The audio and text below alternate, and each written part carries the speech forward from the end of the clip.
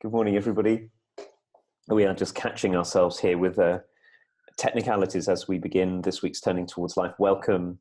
We are so very pleased to have you with us. This is Lizzie and Justin from Thirdspace for week 85 of our ongoing Turning Towards Life project, which has become so important in the lives of both of us, and I know in many of you.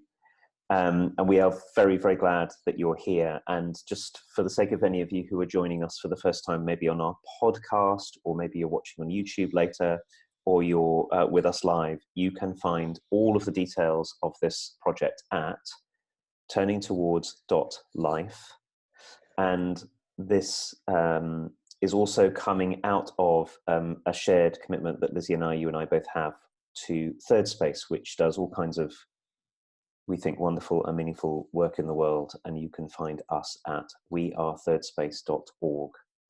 So welcome to this morning. We're at the slightly unusual time because Lizzie is in the normal place and I am far away across the Atlantic, about to head home. And this week, Lizzie, you've chosen a source for us. So I'm so glad for that. Yeah. So funny, every time we say hello and we say this is the Thirdspace project and everything, I always think we're on like Sleepless in Seattle, you know, there's like that radio show that the little boy listens to every night, or like Midnight Caller or something, and we have to kind of find a new way of saying. My secret dream, Lizzie, to be on a radio show. I think we're doing it. I think we're living the dream. Yeah.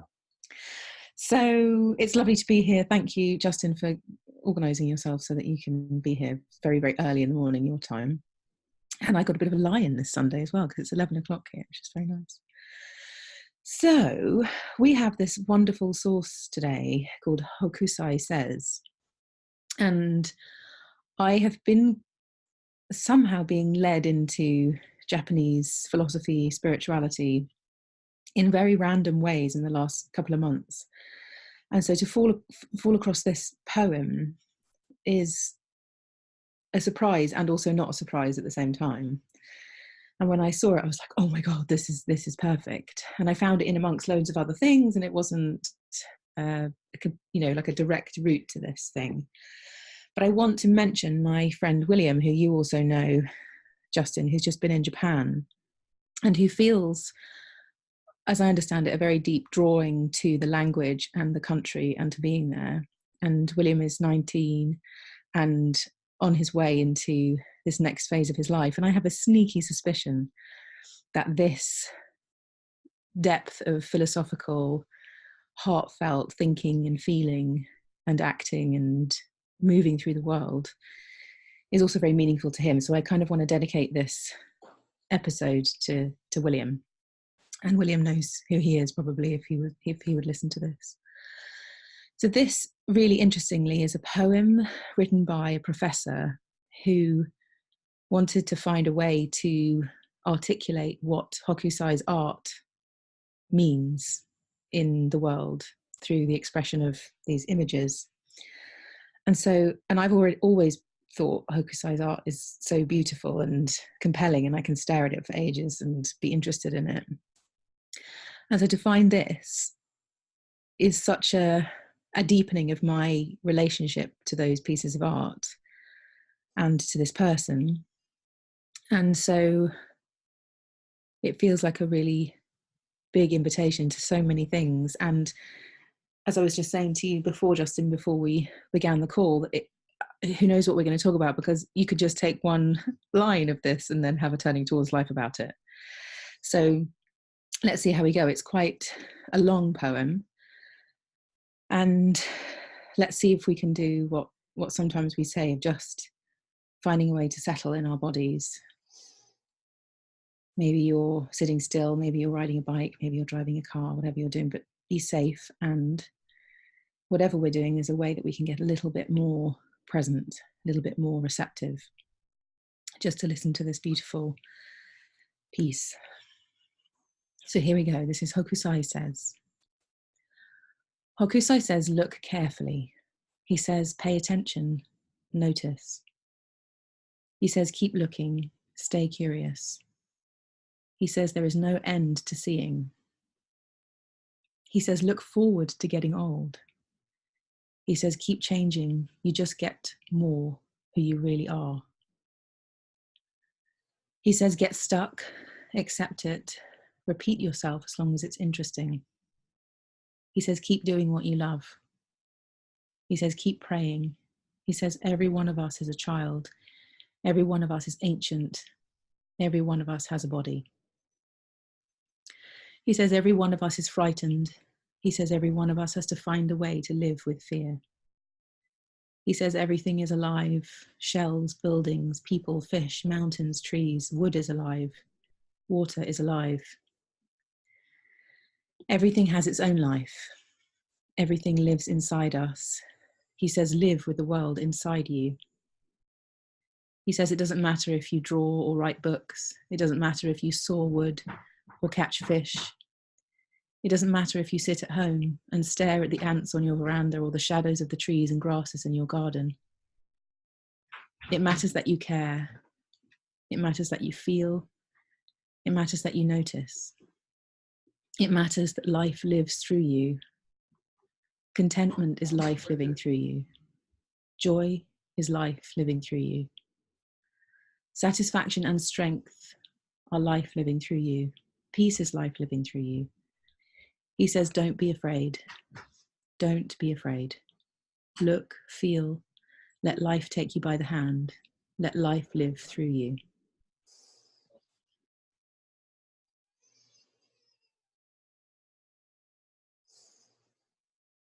So I'm going to read it as well. And I'm going to say the same thing that you said, Lizzie, before I do, for you and for everyone who's listening, which is see what you can do to let yourself settle before you hear this. These are words which can reach us in that silent place, if we'll let them.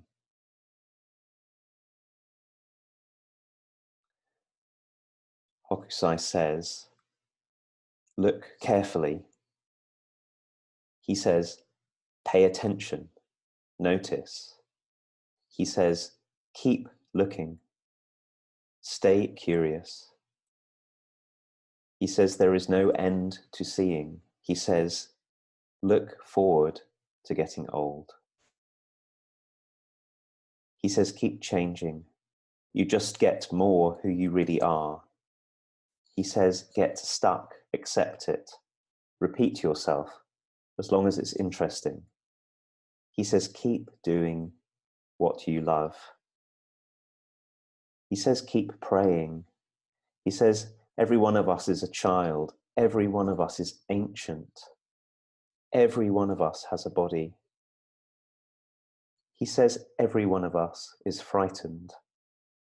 He says, every one of us has to find a way to live with fear. He says, everything is alive. Shells, buildings, people, fish, mountains, trees, wood is alive, water is alive. Everything has its own life. Everything lives inside us. He says, live with the world inside you. He says, it doesn't matter if you draw or write books. It doesn't matter if you saw wood or catch fish. It doesn't matter if you sit at home and stare at the ants on your veranda or the shadows of the trees and grasses in your garden. It matters that you care. It matters that you feel. It matters that you notice. It matters that life lives through you. Contentment is life living through you. Joy is life living through you.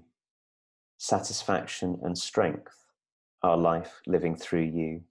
Peace is life living through you. He says, don't be afraid. Don't be afraid. Look, feel. Let life take you by the hand. Let life live through you.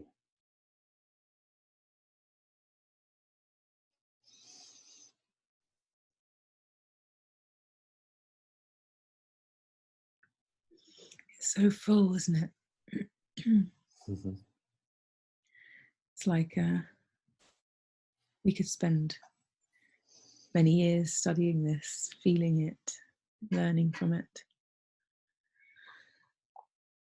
I think one of the biggest pieces of this for me right now is this throughness, that life itself has a way to be through us, like we aren't separate from life, and that there's a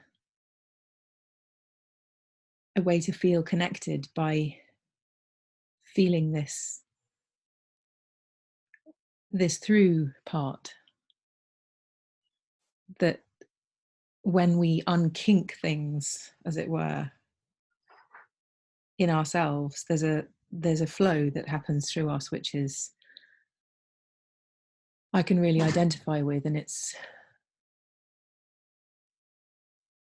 an allowing as well.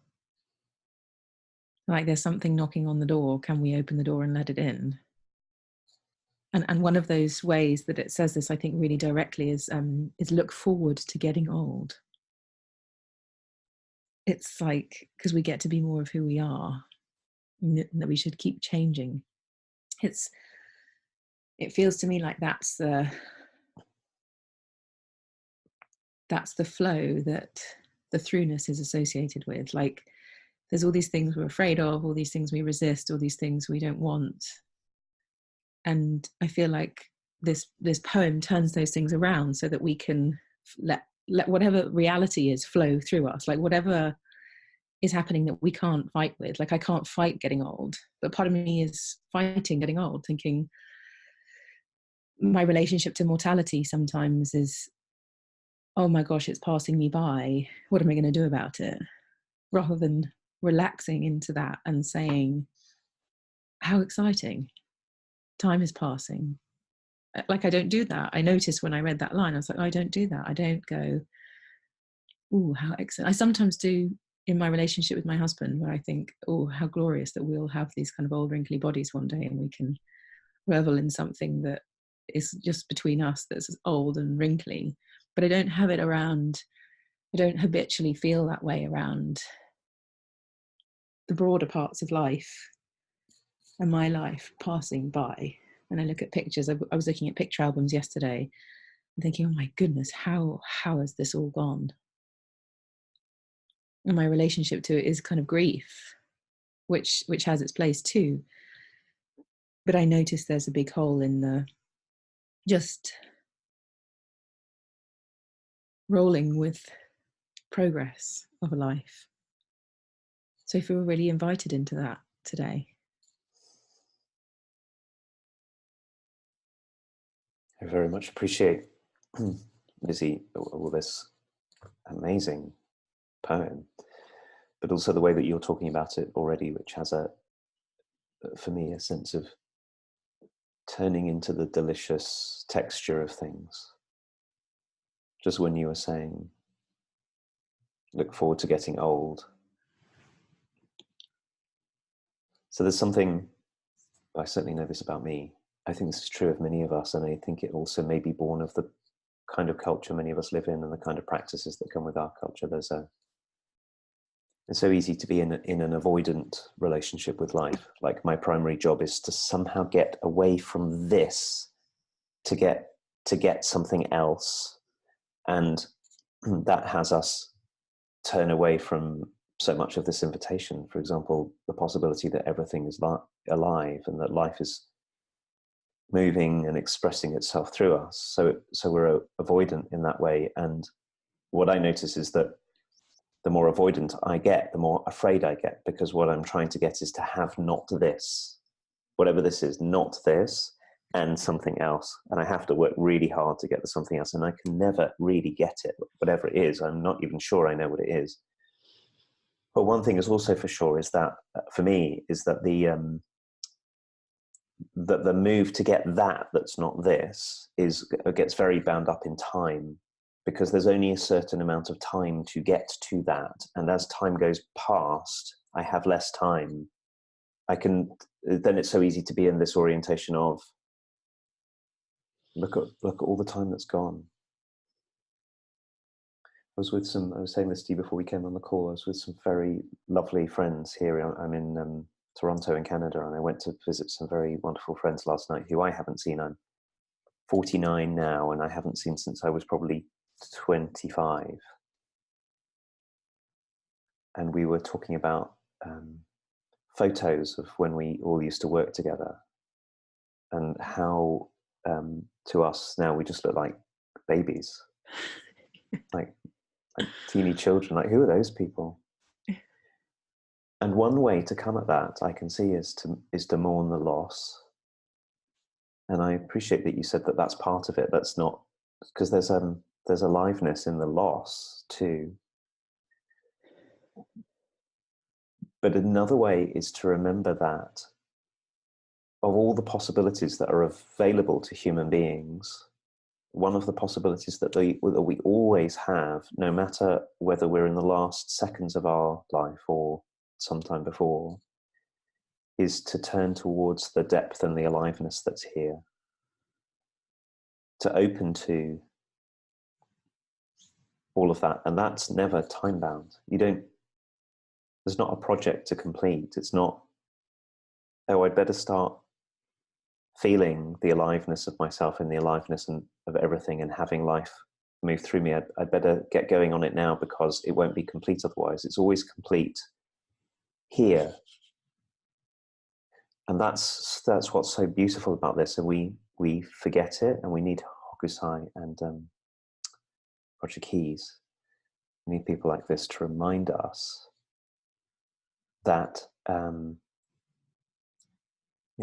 was going to say in the end, which is such a terrible way to say it given what I've just been saying, that this is what's happening all the time, that we forget in our pursuit of everything else and in our being afraid. Yeah. And I don't know about you, but just even talking about it, I feel like more relaxed than I did before. It's like, the gift of having these conversations and being, I don't know, there's some move I think that gets made in these conversations where we move close to things that are kind of somehow elusive in a habitual way. Like habitually elusive things get kind of brought into the flow. So when you talk about avoiding things, I think, oh my God, yeah, like how many things am I avoiding? And by even saying that, I think, oh, okay, so if I wasn't to avoid, and in this moment, I think, and feel invited into non-avoidance momentarily now, which then shows me all the ways that I am in avoidance of things and pushing against the tide and futile things pop into my head of all the ways I'm trying to stop things happening or control things or not have that thing be in my experience or something. And then by being in the conversation, I feel stronger and like more able to handle what comes my way, whatever life might throw at me today. And yeah, I'm just noticing the content of this poem, but I also want to really point to what happens in these conversations for each of us. And it'd be so interesting to hear if you're listening on Facebook and you're in the moment, if you're in this with us here and you've got a way of expressing yourself. It'd be so interesting to hear from others as well, like what happens, like what gets awakened and what gets settled and what happens in these conversations, because I just find it so helpful to the throughness, so helpful to facilitating my ability to let life be flowing through me and allowing what's here to be moving rather than held back or stopped somehow.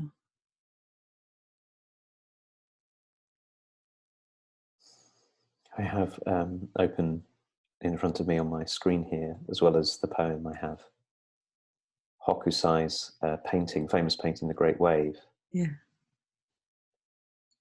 And which, if any of you want to see it, I've put on the page for this conversation on the Turning Towards Life website as well. It's an amazing painting. The reason I'm mentioning it now is because it strikes me that one of the ways that we very easily get into living is holding back the great wave. I'm trying to keep it out, and that's my job, is to keep out the great wave. But Yeah. it's also the case that something else gets revealed when we let the great wave come through.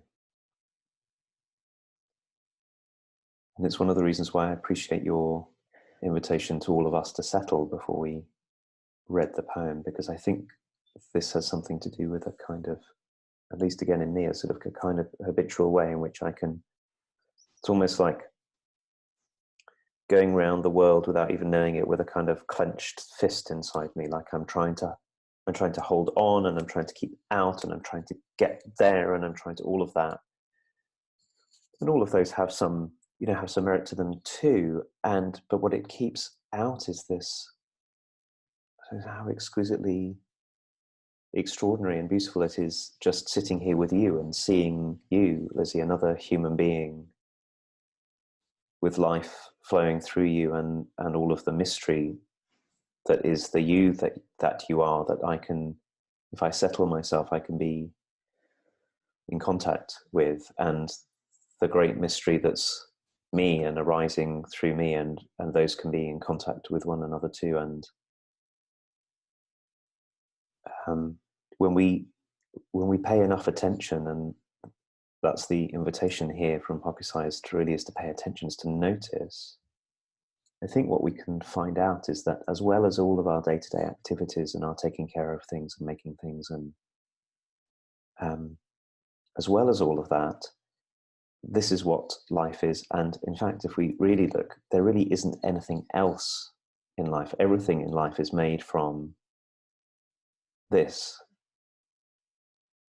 something that arises, and this vast living mystery that we're also always in the middle of, that we forget. Hokusai is also trying to have us remember that there's a way in which everything is alive, and one way in which everything is alive is because it's alive here in us. Mm-hmm. So I get to feel that if I settle and I look at you that way, it's completely different from, oh, we have to get this conversation done and out into the world or something. It's a radically different way of coming at things, and it can come at being with you this way, but I can also come at packing my bag to go on the plane this way, and I can come at anything this way if I choose. Mm-hmm. And it kind of, in the saying of this, it's somehow an expression of the part where Hokusai says it doesn't matter if you draw or write books, or if you saw wood or catch fish. It doesn't matter if you sit at home and stare at the ants on your veranda, or the shadows of the trees and the grass in your garden. There's some way that invitation of it doesn't matter if that's what you're doing is aligned with being in life. Like the what we're doing in the world has huge value, of course. But it feels to me like an invitation to realize that that's not the only thing that matters. And something really big matters between us, and between me and the grass, and between me and the veranda that I'm maybe sitting on, being life. And to have that like that perception or that awareness awakened in us, that we have all these notions of achievement and success and what we should be doing and all those kind of things, and it's such a big imbalance in a way, because that's what we valued so highly for so long.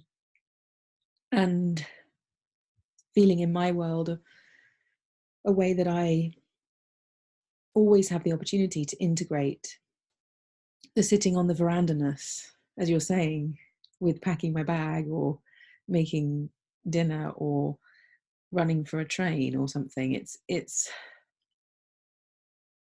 It feels so crucial to me right now to be open to life and to not numb myself or fall asleep to this realm of contactfulness that is my relationship to life, and all I can receive from it is contained in letting that great wave break. Like, if the wave breaks on me in whatever way a poem might affect me, or you might affect me, or the stars at night, or the pillow that's sitting on this chair next to me, allowing life through me seems to be a most supportive, humane, important practice to have, so that this being human is, what's the word, like, enjoyable.